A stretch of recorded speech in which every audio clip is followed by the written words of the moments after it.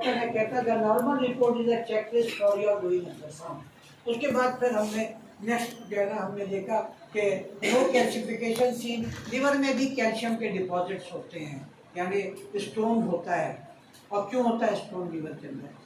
हमने तो सुना है कि ब्लैडर में स्टोन होता है, किडनी में होता है, क्या कहते हैं यूरिन ब्लैडर में होता है, गॉल ब्लैडर में होता है स्टोन। तो लिवर में स्टोन कैसे है? Very good, very good. देखिए एक स्टैंडर्ड फार्मूला है कि when there is a gland there will be a secretion. जहाँ ग्लैंड होगा वहाँ कुछ ना कुछ सेक्रेशन बनेगा। और पैरोटिड ग्लैंड है, ये भी बनाता है, स्लाइवरी ग्लैंड स्लाइवा बनाता है, पेनक्रिया जो है पेनक्रियाटिक जूसेस बनाता है, लिवर जो है वो बाइल बना रहा है। तो जहाँ पर ग्लैंड होगा वहाँ सेक्रेशन होंगे, डिसाइडेड। जहाँ सेक्रेशन होगा उसको निकासी के लिए, निकलने के लिए पाइपलाइन चाहिए होगा, जिसको हम डक्ट कहते हैं। तो जहाँ ग्लैंड होगा वहाँ सेक्रेशन होगा, जहाँ सेक्रेशन होगा वहाँ डक्ट होगा, जहाँ डक्ट होगा वहाँ स्टोन हो सकता है, चाहे वो पैरोटिड ग्लैंड पैरोटिड डक्ट क्यों ना हो, चाहे पेनक्रियाटिक डक्ट क्यों ना हो, चाहे कॉमन बाइल डक्ट क्यों ना हो, चाहे हेपेटिक डक्ट क्यों ना हो, तो यहाँ भी स्टोन हो सकता है। तो हम पूरा स्क्रीन जब हम करते हैं हम देखते हैं नहीं ठीक है, कोई जो है स्टोन नजर कैसा आता है आपको अल्ट्रासाउंड में, कौन बताएगा? वाइट, चमकता हुआ वाइट, हाइपर एकोजेनिक। हाइपर एकोजेनिक मीन्स बहुत ज्यादा वाइट। तो कोई भी डॉट, कोई भी स्पॉट, कोई भी मास जो हाइपर एकोजेनिक हो और उसके नीचे शैडो कास्ट कर रहा, very good, posterior acoustic shadow इसको कहते हैं। तो any hyper echogenic mass producing back shadow is nothing other than a stone. Stone के अलावा कोई दूसरी चीज वो हो ही नहीं सकता है। हाँ, FWB के अंदर वो बोन्स हो सकता है, बच्चे का हड्डी, बच्चे से हड्डियाँ होगी, हाइपर एकोजेनिक नजर आती, उसके पीछे भी शेड आता है, ठीक है। तो लिवर में भी हमें ना, तो हमने पूरा लिवर स्कैन किया, अभी तो हम नॉर्मल की बात कर रहे हैं ना, तो नॉर्मल में तो नहीं होगा। तो हम लिख देंगे ठीक है नो कैल्शिफिकेशन थी, कोई कैल्शिफिकेशन नहीं है, वेरी रेयर लेकिन होता है। ठीक है, आपको पता होना चाहिए, होता तो नहीं है मगर हो सकता है। हाथ हटा दे, ऐसा तो होता है, अगर ऐसा भी हो सकता है। ये जुमला हमेशा याद रखिएगा अगर आप मेडिकल की दुनिया में कदम रखिए, ठीक है। ओके, नो डक्ट डायलेटेशन सी। अब उसके बाद हम हेपेटिक डक्ट को भी देखते हैं कि वो नॉर्मल है या वो डायलेटेड है। अगर वो डायलेटेड है तो उसका मतलब है उसकी निकासी के रास्ते में कहीं ना कहीं कोई रुकावट है, इसका मतलब बाइक तो बन रहा है, आगे नहीं जा रहा है, पीछे कंफ्यूजन हो रही है। तो नॉर्मली हमें डक्ट डायलेटेशन नहीं मिलता है, तो हमने उसको भी चेक कर लिया, नहीं मिला। फिर उसके बाद movement of the diaphragm is normal with respiration. जब आप अल्ट्रासाउंड करते हो लिवर का या एब्डोमेन का, किसी पूरे एब्डोमेन में, तो आप मरीज को हर वक्त बोलते रहो कि जनाब जो है ना जरा लंबे लंबे सांस लीजिए और आहिस्ते आहिस्ते छोड़िए, गहरे गहरी सांस लें और धीरे धीरे सांस छोड़ें, ये अमल जारी रखें। तो इससे आपकी बहुत सारी विजन जो है ना क्लियर हो जाती है। और लिवर जब हम देखते हैं तो लिवर के साथ ही एक चमकती हुई व्हाइट लाइन आप लोगों को नजर आती है, वो क्या होता है? Very good, diaphragm. जो नए स्टूडेंट है वो आपको भी सीख लीजिएगा बहुत जल्दी है। वो डायफ्राम होता है और डायफ्राम मूव करता है ऊपर और नीचे। जब हम पेशेंट से कहते हैं ना सांस लो, तो वो फिर डायफ्राम ऊपर उठता है, सांस छोड़ो फिर डायफ्राम नीचे आता है।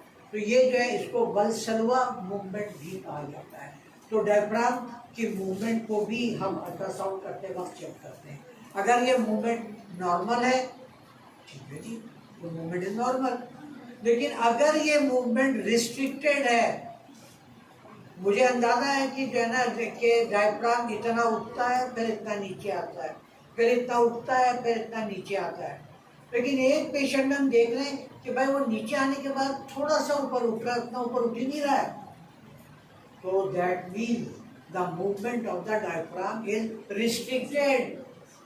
और अगर movement of the diaphragm restricted है तो बहुत सारी पैथोलॉजीज आपके दिमाग में आ जानी चाहिए कि ऐसा तो नहीं है लिवर एब्सेस तो नहीं है, ऐसा तो नहीं है लिवर सिरोसिस तो नहीं है, फैटी लिवर तो नहीं है, हिमेंजियोमा तो नहीं है, हेमाटोमा तो नहीं है, हेपाटोमा तो नहीं है, एक लिस्ट है पूरी। वो दर दर आपके दिमाग में आना शुरू हो जाती है और उसके बाद आप उसकी तरफ तवज्जो देने लगते हैं और फिर आप डायग्नोज करने लगते हैं। तो movement of the diaphragm is also very very important, वो भी आपको पता। अभी मैं सिर्फ नॉर्मल की बात कर रहा हूँ, अभी पैथोलॉजी की बात ही नहीं कर रहा मैं।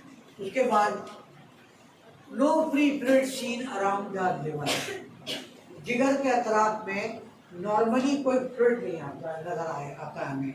फ्लूइड कैसा नजर आता है? Totally black.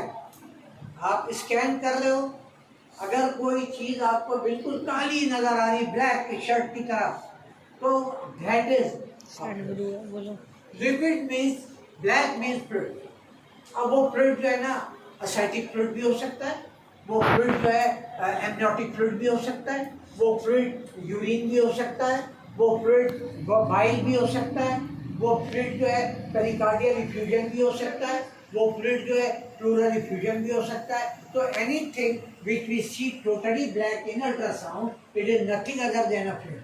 ये 2-3 फार्मूले बड़ा बुनियादी है, अगर ये आपको याद रहेगा तो इंशाल्लाह अल्ट्रासाउंड में मिस्टेक्स नहीं करोगे।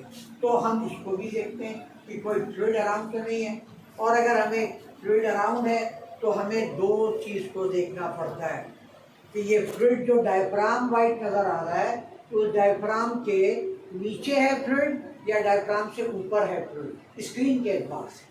ठीक है, आपके अल्ट्रासाउंड की स्क्रीन के एतबार से अगर वो फ्लूइड डायफ्राम से ऊपर नजर आ रहा है, ठीक है, सॉरी ऊपर नजर आ रहा है, तो दैट इज असाइटिक फ्लूइड के पेरिटोनियल कैविटी में फ्लूइड जमा हो गया तो दरवाजा बंद कर। हाँ, तो जो है दैट इज असाइटिक फ्लूइड, वो जो पेट में पानी भर जाता है। अगर स्क्रीन के एतबार से आपको डायफ्राम से नीचे वो फ्लूइड नजर आ रहा है तो that is a pleural fluid, फेफड़े में पानी भर गया। तो ये नॉर्मल रिपोर्ट के हिसाब से फिर हम धीरे धीरे आगे बढ़ते हैं। तो normal report is very important. अब इस नॉर्मल रिपोर्ट की रोशनी में मेरे लेक्चर आगे बढ़ेंगे।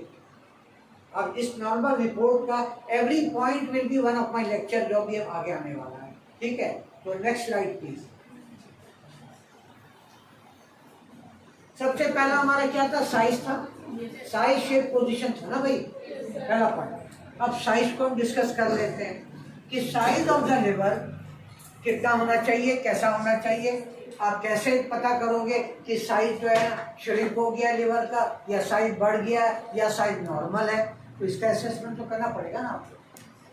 तो लिवर को साइज असेसमेंट के लिए हम ये करते हैं कि 3 तरीके हमारे पास मौजूद हैं। ठीक है, पहला जो है बाय मेजरमेंट, हम नापते हैं लिवर को, लिवर का साइज क्या है। तो the normal size is 14 to 16 centimetre.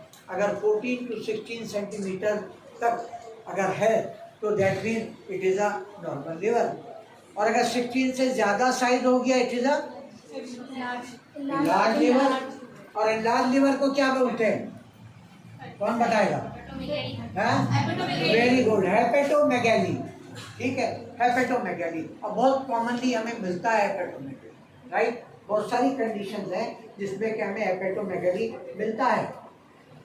उसके बाद मेजरमेंट के बाद with reference to the right kidney, ये सीधे हाथ का जो गुर्दा है इसके हवाले से भी हम लिवर का असेसमेंट करते हैं, लिवर बढ़ा हुआ है या नहीं। ठीक है, वो कैसे करते हैं मैं आपको बताऊँ। उसके बाद with reference to the costal margin, costal margin इसको कहते हैं, आप यहाँ हाथ फेरे पसलियों का एक मार्जिन आ रहा है ना ये इस तरह, तो ये कोस्टल मार्जिन के रेफरेंस से भी हम असेसमेंट करते हैं कि लिवर बढ़ा हुआ है या लिवर जो है ना नॉर्मल है। ठीक है, क्लियर है यहाँ तक पॉइंट, कोई कंफ्यूजन नहीं है। जल्दी से नेक्स्ट स्लाइड निकालोगे।